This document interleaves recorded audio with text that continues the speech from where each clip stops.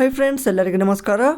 ಕರ್ನಾಟಕ ಲೋಕಸೇವಾ ಆಯೋಗದಿಂದ 16/11/2024 ಕಂಡಕ್ಟ್ ಮಾಡಲಾದಂಥ ಕಂಪಲ್ಸರಿ ಕನ್ನಡ ಲ್ಯಾಂಗ್ವೇಜ್ ಎಕ್ಸಾಮ್ ಅಂದರೆ ಕಡ್ಡಾಯ ಕನ್ನಡ ಭಾಷಾ ಪರೀಕ್ಷೆಯ ಒಂದು ಪತ್ರಿಕೆಯ ಅರ್ಹರಾದಂಥ ಅಭ್ಯರ್ಥಿಗಳ ಪಟ್ಟಿಯನ್ನು ಇದೀಗ ತಾನೇ ಈ ಒಂದು KPSC ವೆಬ್ಸೈಟ್ನಲ್ಲಿ ಪ್ರಕಟಣೆ ಮಾಡಲಾಗಿದೆ.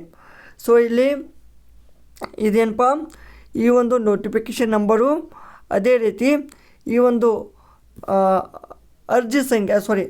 ಅಧಿಸೂಚನೆ ಸಂಖ್ಯೆ ಅಥವಾ ಈ ಒಂದು ನೋಟಿಫಿಕೇಷನ್ ನಂಬರ್ಗೆ ಅಂದರೆ ಈ ಒಂದು ಯಾವ ಒಂದು ಹುದ್ದೆಗೆ ನೀವು ಅಪ್ಲೈ ಮಾಡಿರಲ್ಲ ಅದಕ್ಕೆ ಪೂರಕವಾಗಿ ಇಲ್ಲಿ 16/11 ಅಂದರೆ ನವಂಬರ್ 16ನೇ ತಾರೀಕು ಇದೇನು KPSCಯಿಂದ ಕಂಡಕ್ಟ್ ಮಾಡಿದ್ರು ಆ ಒಂದು ದಿನದಂದು ಬರೆದಂಥ ಎಲ್ಲ ಅಭ್ಯರ್ಥಿಗಳ ಒಂದು ಕ್ವಾಲಿಫೈ ಆದಂಥ ಕ್ಯಾಂಡಿಡೇಟ್ಗಳ ಒಂದು ಲಿಸ್ಟನ್ನು ಏನಪ್ಪ ಇಲ್ಲಿ ಪ್ರಕಟಣೆ ಮಾಡಿದ್ದಾರೆ.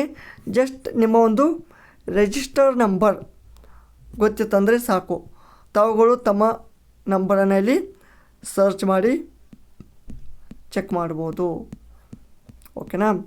ಅಂದರೆ ಒಮ್ಮೆ ನೀವು ಪಾಸ್ ಆದರೆ ಅಂದ್ರೆ ಮುಗೀತು.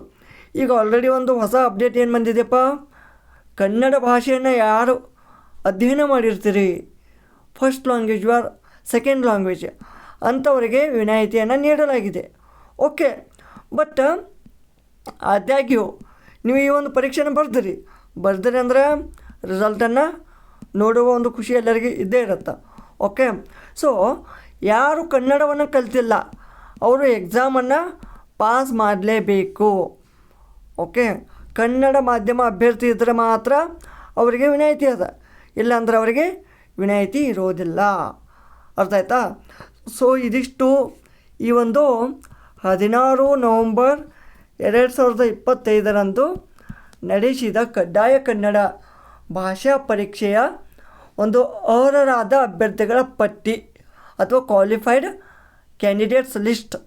ಓಕೆ, ಸೊ ಈ ಒಂದು ವಿಡಿಯೋ ಇಷ್ಟವಾದಲ್ಲಿ ಲೈಕ್ ಮಾಡಿ, ಕಮೆಂಟ್ ಮಾಡಿ, ಹಾಗೂ ಇದೇ ಥರದ ನಿರಂತರ ಅಪ್ಡೇಟ್ಗಳಿಗಾಗಿ ನಮ್ಮ ಚಾನಲನ್ನು ತಪ್ಪದೇ ಸಬ್ಸ್ಕ್ರೈಬ್ ಮಾಡ್ಕೊಳ್ಳಿ. ಧನ್ಯವಾದಗಳು.